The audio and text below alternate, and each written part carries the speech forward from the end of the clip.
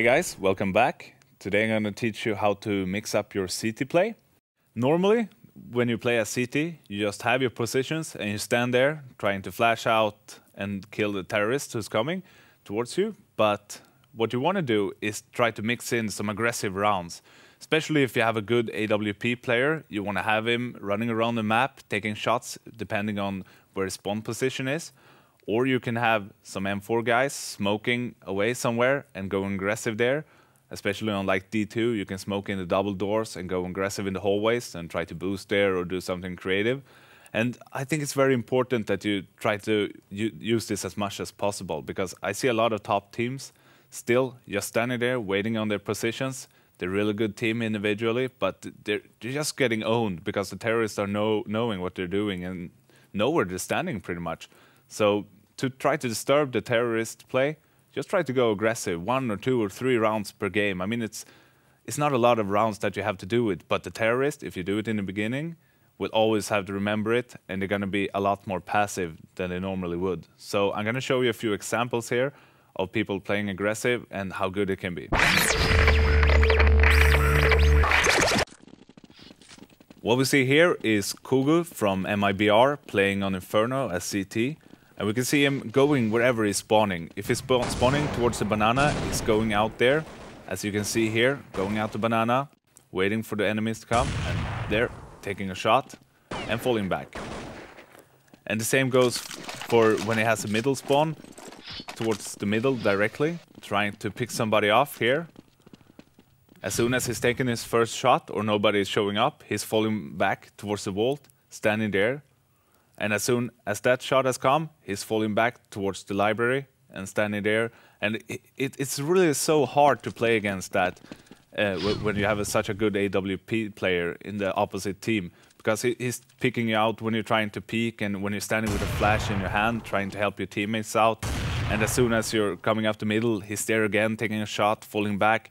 And it's really good to mix it up when he's going aggressive with the AWP, because you're always scared when going around the corner, when you know he can be anywhere on the map. He can be in the banana, he can be in the middle, he can go up in the hallways.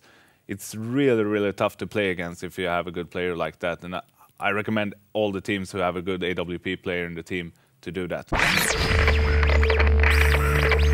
What we see here is in the CPL final that we played, it's Fisker who's going aggressive in the middle up the dark hallways. He's smoking in the middle here, you can see, and sneaking up there. And this is quite some rounds into the game, so the terrorists are pretty much getting used to nobody being around except for in the standard places, as I said before. There we see the first terrorist going in. He's not even looking to the right there, he's just going down.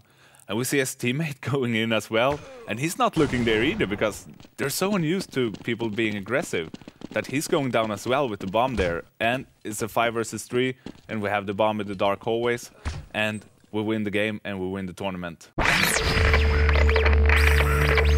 Here's another clip of DSN with AWP on Dust 2. We can see him here going aggressive long, waiting for the T's to come out. And no one is coming there, so his teammates are flashing into the house for him. And he's going further offensive, trying to take a shot here, you can see, through the double door. So if any terrorist at all is just holding there or trying to go out long, he's going to die 100%, because DSN is not going to miss that shot, or neither is any good AWP player. He's just in such a good position. And unfortunately for him, nobody's peeking there, so he decides to fall back. You can see here he's running towards the middle, holding both the middle and the stairs from his AWP position.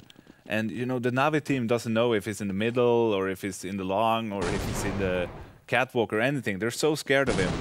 And you can see the Navi team is coming up middle, as you can see here, and DSN is getting a really, really important frag here, because he's holding both the middle and the long with his AWP. So I think his AWP play is so crucial on this map for Fnatic. And he's doing it so good, so I think that is how you should use a AWP player if you have one in your team who's good if you want to develop your CT game. There you have a few examples on how you can mix up your CT game with a few AWP players or some M4 guys. I think it's really important that you try to focus on this a lot, because you're going to be so transparent if you just stand on your positions all the time waiting for terrorists to come, and they're going to use it so much against you. And that was all for today, guys. I'll see you again next week. Take care.